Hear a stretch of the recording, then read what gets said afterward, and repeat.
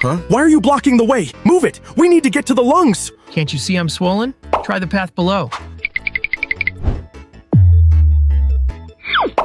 Ugh!